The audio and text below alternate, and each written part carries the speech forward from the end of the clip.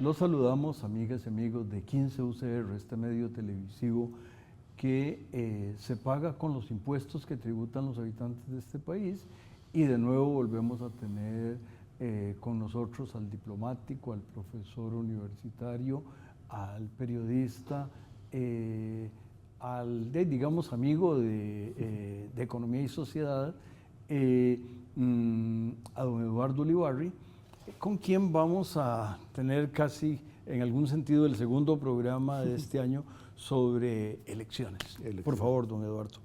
Bueno, usted me había dicho que íbamos a hablar de las elecciones al Parlamento Europeo. Estamos así en lo correcto. Pero si usted quiere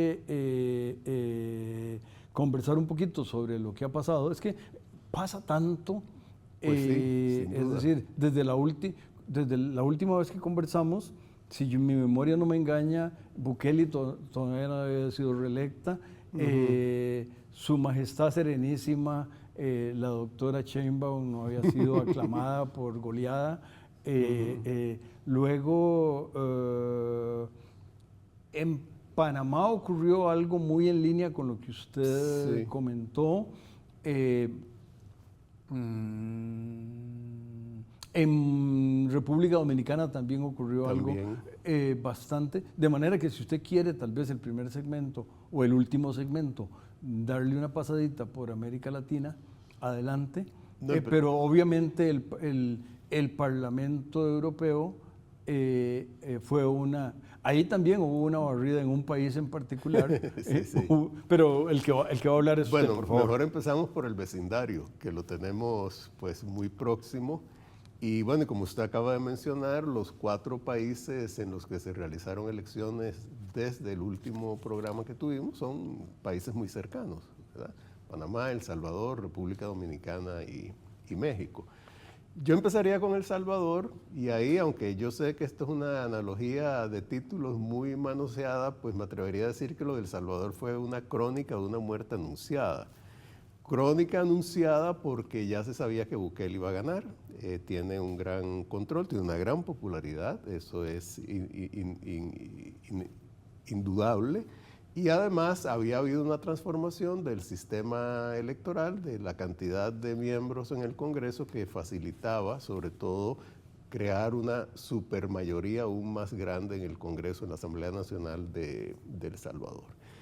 Y lo de muerte, porque creo que con el triunfo de Bukele y con su asunción como presidente y con la modificación de los requisitos para modificar la Constitución salvadoreña, pues se han establecido ya las condiciones típicas de una dictadura. Entonces yo diría que en El Salvador ya oficialmente ha muerto la democracia, aunque todavía, digamos, la arremetida represiva no está tocando a sectores sociales más allá, o sobre todo ha estado tocando a los sectores sociales definidos como delincuentes, con razón o sin ella.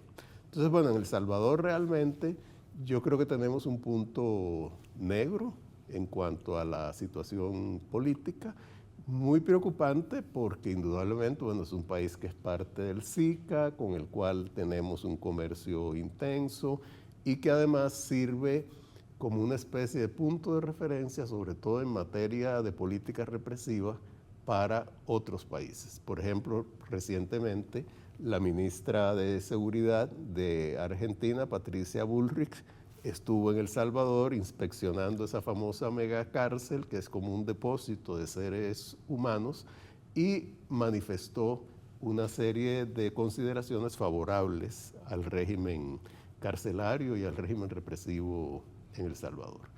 En Panamá, pues prácticamente... Perdón, una pequeña alusión, una pequeña nota de pie de página. Al otro lado de la frontera donde nace el río Lempa, están pensando hacer también, pero bueno, pero Honduras, no hubo elecciones ahí. Ahí no hubo elecciones, pero sí hay una situación de seguridad muy precaria, indudablemente, ¿verdad? Pero bueno, en el caso de Panamá ya sabíamos que Mulino, que era como el delfín de Ricardo Martinelli, quien no pudo participar como candidato presidencial porque tiene una condena declarada en firme, ganó las elecciones panameñas. Las señales que ha dado, sin embargo, desde su triunfo hasta el actual momento, son hasta cierto punto tranquilizadoras, en el sentido de que él ha dicho que no va a ser simplemente una banda de transmisión de Martinelli, y además ha nombrado en su gabinete o en su próximo gabinete a personas bastante sensatas y bastante reconocidas. Y además, en la Asamblea Nacional o en el Parlamento panameño no tiene mayoría su partido. Entonces va a tener que negociar. Espero que no tome una actitud como la que ha tomado nuestro presidente, que ante la debilidad política se dedica simplemente a atacar. Creo que va a tener que negociar. Y otra cosa que es muy típica de Panamá es que la mayoría de los partidos no tienen grandes diferencias ideológicas entre sí, ¿verdad? Todos están en un rango que va desde la derecha hasta la centro derecha, o desde el centro hasta la derecha. Y además una cosa muy interesante en Panamá es que hubo un gran contingente de diputados que llegaron por postulación individual, al margen de los partidos políticos. Algo, bueno, eso lo habíamos comentado la vez pasada, que es posible en Panamá.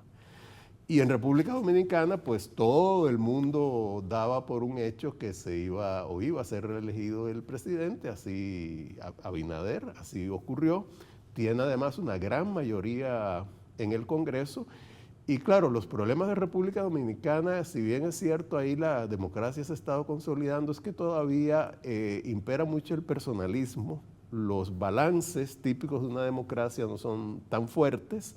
El uso del presupuesto con propósitos clientelares es bastante frecuente. Pero yo diría que una virtud hasta cierto punto que ha tenido Abinader es que ha emprendido una serie de reformas económicas que han mejorado por lo menos la situación macroeconómica del país, y también indudablemente han contribuido a reducir la pobreza. Y bueno, y saltamos al gran vecino, digamos al segundo gran vecino del norte, México, donde, como usted dijo, la candidata Claudia Sheinbaum pues arrasó. Todo el mundo partía, porque las encuestas de una manera persistente y recurrente así lo indicaban, de que ella iba a ganar, pero el triunfo fue mucho mayor que el de las personas más optimistas de su propio equipo. Ahora, yo diría que lo más interesante y para mí preocupante es que su triunfo y el del partido Morena, que es el mismo partido del presidente Andrés Manuel López Obrador, arrastró una gran cantidad de votos tanto a la Cámara de Diputados como al Senado. Y ahí esa supermayoría, porque yo entiendo que en la Cámara de Diputados lograron los 2 tercios necesarios para poder modificar la Constitución, y en el Senado están a 1 o 2 escaños, lo cual va a hacerles bastante fácil conseguir votos de algunos, digamos, tránsfugas de otros partidos, pues van a tener la posibilidad de introducir una serie de reformas que van a debilitar y prácticamente a desmontar una serie de mecanismos de control que son fundamentales en la democracia. Así será, y regresamos en el siguiente segmento, ahora sí, al Parlamento Europeo.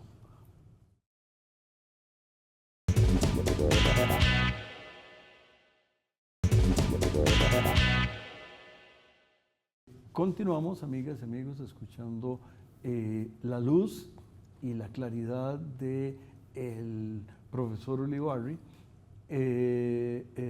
y ahora esos faros los vamos a tirar al otro lado del Atlántico, y vamos a escucharlo hablando del Parlamento Europeo. Bueno, sí, cruzamos ahora el Atlántico, como ha sido de sobra divulgado en los medios de comunicación. Entre el 6 y el 9 de junio se realizaron las elecciones para la elección del Parlamento Europeo. unas elecciones realmente que son un ejemplo de democracia, son elecciones multinacionales en 27 países, en las cuales tienen derecho de votar alrededor de 350 millones de personas para elegir un parlamento también multinacional compuesto por 720 diputados.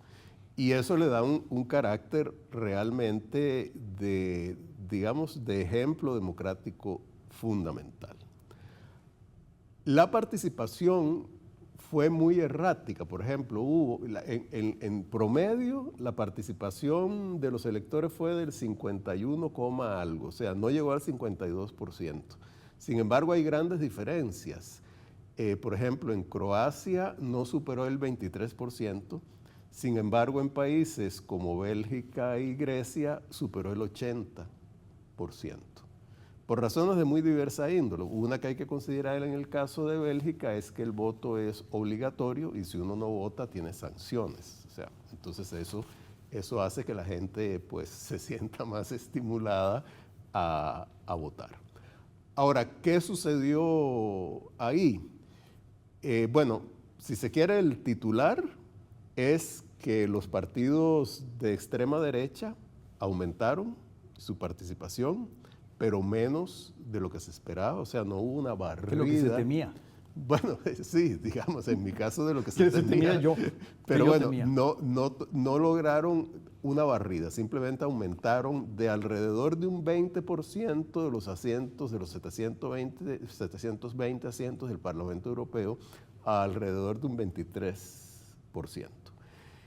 Los partidos verdes y los partidos liberales tuvieron un retroceso, y estoy hablando de los grandes números europeos, no de país por país, y lo que podríamos llamar el centro izquierda y el centro derecha, sobre todo el centro derecha, se mantuvieron como los dos grupos más importantes en el Parlamento.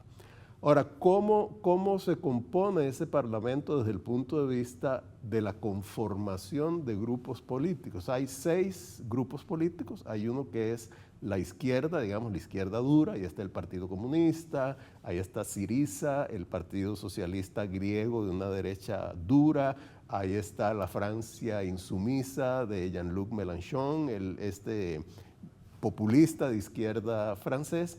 Luego está el grupo que se llama Socialistas y Demócratas, una alianza fundamentalmente de socialistas y de socialdemócratas.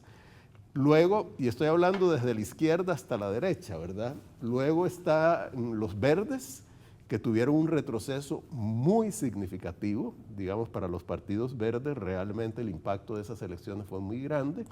Después sigue lo que se llama Renovación Europea, que son los partidos de una índole liberal, digamos, sobre todo un partido como o una alianza como la de Macron en Francia. Luego viene el Partido Popular Europeo, que es la fuerza de centro-derecha, sobre todo compuesta por demócratas cristianos más fuertes. Y después vienen 2 agrupaciones de derecha extrema, uno que se llaman Conservadores y Renovadores Europeos, que es una extrema menos extrema, que en términos generales es europeísta, aunque con grandes, digamos, suspicacias, y ahí el partido que domina es la Hermandad Italiana de la actual primera ministra de Italia, Giorgia Meloni, y luego está otro grupo que se llama Identidad y Democracia, que ahí están los partidos más duros, más euroescépticos, más opuestos a la migración, etcétera, y el grupo dominante ahí es la Agrupación Nacional de Marine Le Pen en Italia. Y luego está un sector que no se puede calificar como un grupo político porque son el resto de los partidos que no tienen una afiliación muy clara. Ahora, el gran golpe que se produjo como resultado de estas elecciones fue en primer lugar en Francia y en segundo lugar en Alemania. En Francia porque el partido de extrema derecha de Marine Le Pen, Agrupación Nacional, más que duplicó al grupo encabezado por Macron. Bueno, él no encabezó la lista de diputados, pero digamos la alianza centrista que prohijó Macron. Y eso condujo a que Macron tomara una decisión de altísimo riesgo, cuyos, digamos, impactos ya los vimos recientemente, que fue convocar a elecciones adelantadas a la Asamblea Nacional Francesa. Y eso indudablemente fue una decisión extrema que tomó a todo el mundo por sorpresa, incluso a varios de sus propios ministros. Y el otro gran golpe se produjo en Alemania, porque un partido que ni siquiera esa agrupación Identidad y Democracia que dirige Marine Le Pen lo aceptó como parte de su grupo en el Parlamento Europeo, ganó el segundo lugar en las elecciones, después de la Democracia Cristiana, y superó al Partido Socialdemócrata y al resto de los otros dos partidos que forman la coalición gobernante en Alemania. Y esto indudablemente, si esa coalición gobernante ya estaba debilitada, la ha debilitado aún más, y realmente da miedo que un partido de este tipo, que tiene, digamos, tendencias protonazistas, llegara a alcanzar alrededor, un poquito más del 15% en las elecciones europeas en Alemania. En el resto de los países, salvo Austria, que ahí pues la extrema derecha ha tenido avances a lo largo del tiempo bastante conocidos, que se mantuvo en primer lugar, pero muy cerca de los partidos de centro y de izquierda. En el resto de los países, en realidad, uno no puede decir que hubo grandes avances de la extrema derecha. Continuaremos, don Eduardo, en el tercero y último segmento. Y qué bonito se está poniendo esto, pero qué feo.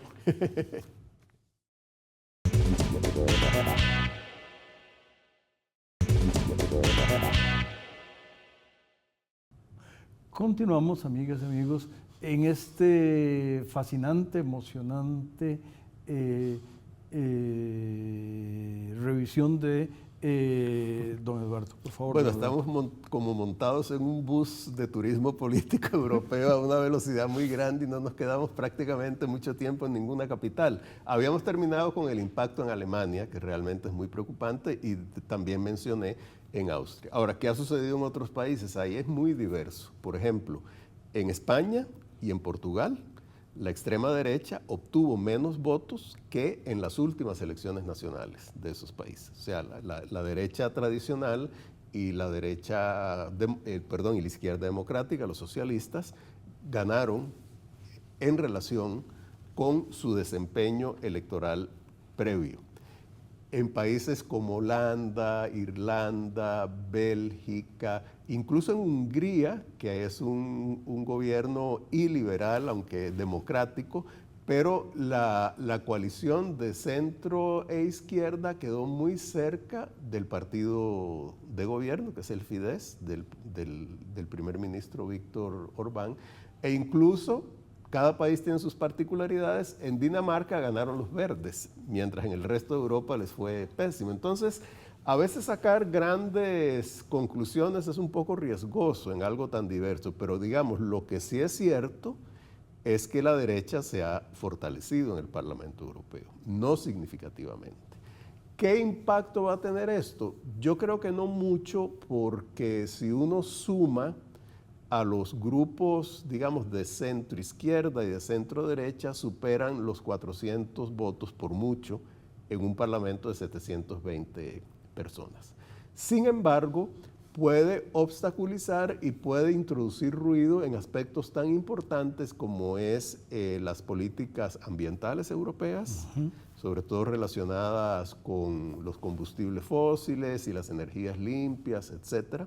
Luego, las relaciones con Rusia y el apoyo a Ucrania, que eso es fundamental, porque muchos de esos partidos de extrema derecha son proclives y algunos incluso aliados al régimen de Putin. También en materia de económica, en la distribución del presupuesto europeo, y también en la elección de los altos cargos europeos. En realidad, el Parlamento Europeo tiene relativamente pocas atribuciones, digamos, no tiene iniciativa de ley. Las iniciativas de ley las toma la Comisión Europea, que es el órgano ejecutivo que tiene una fuerza muy, muy grande, y bueno, y que dirige Ursula von der Leyen, que es precisamente parte de estos partidos de centro derecha. Luego está el Consejo de Europa, en el cual están representados los estados, cuyo órgano supremo es la reunión de los jefes de gobierno y de Estado, o los jefes de gobierno europeos, y luego está el Parlamento, pero realmente la iniciativa la tienen más estos dos órganos que el Parlamento. Pero el Parlamento sí establece un poco como el nervio político de la alianza, o de la unión, perdón. Y esto indudablemente va a tener efectos, además de los efectos internos en los países, en los dos grandes países que han sido el eje de la Unión Europea, que son Francia y Alemania. En Italia, que yo creo que vale la pena hacer un apunte porque es el tercer país más grande desde el punto de vista económico, aunque cada vez Polonia avanza más en eso. Pero en Italia, el partido de Giorgia Meloni, que es un partido, digamos, de orígenes fascistas, pero que se ha venido reformando a lo largo del tiempo, no ha tenido, por lo menos en materia de política exterior, ninguna iniciativa en contra de la OTAN, de la Unión Europea. Al contrario, más bien, Giorgia Meloni es una fuerte defensora de Ucrania y una gran crítica de Rusia. Sin embargo, su coalición gobernante, que incluye la Liga, antes se llamaba la Liga del Norte, sobre todo en Lombardía, pero ahora es simplemente la Liga, y que incluye las 5 estrellas, esos son sectores más de derecha, pero ella ha logrado mantener como un eje que desde el punto de vista al menos de su política europea no ha hecho ningún daño. Eso es así como un poco, digamos, el tour, ¿verdad?, que hemos dado por la situación política en Europa después de las elecciones del Parlamento. Bueno, y me parece que para empezar, obviamente estará la primera vuelta de las elecciones de Francia ya que vendrá luego y vendrá la segunda vuelta. Bueno, la primera vuelta es el 30 de junio y la segunda el 7 de julio. O sea que ya cuando este programa se transmita, según entiendo, va a ser un hecho consumado lo que sucede ahí. Con el agravante o la característica de que el presidente de Francia solo puede estar dos periodos, con lo cual no va a poder competir en la siguiente elección presidencial,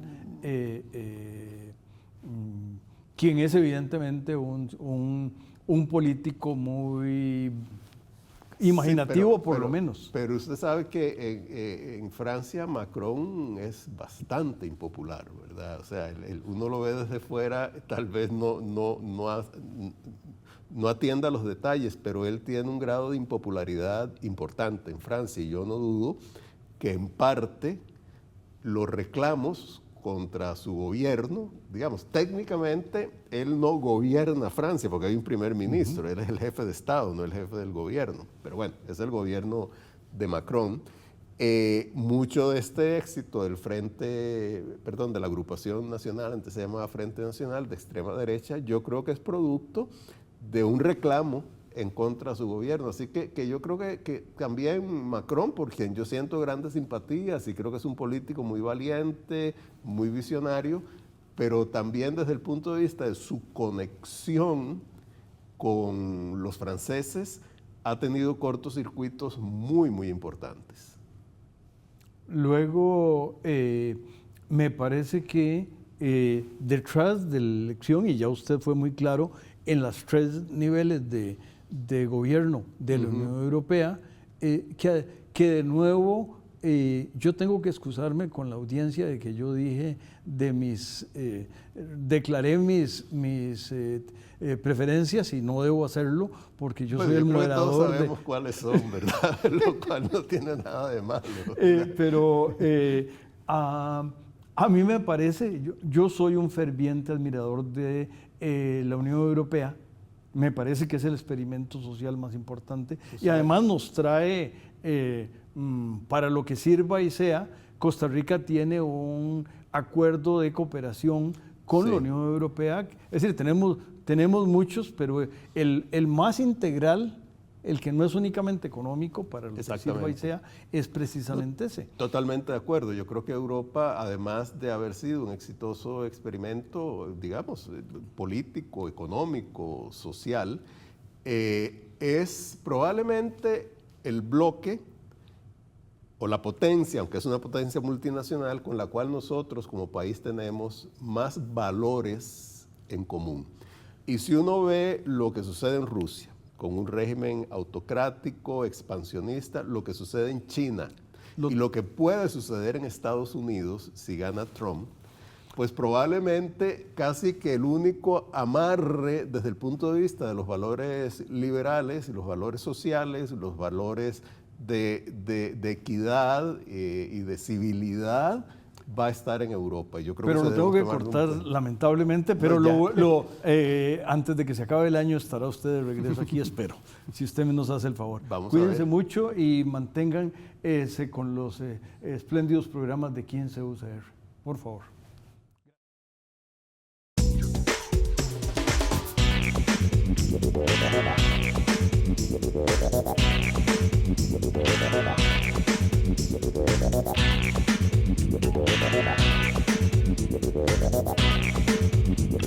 Thank you.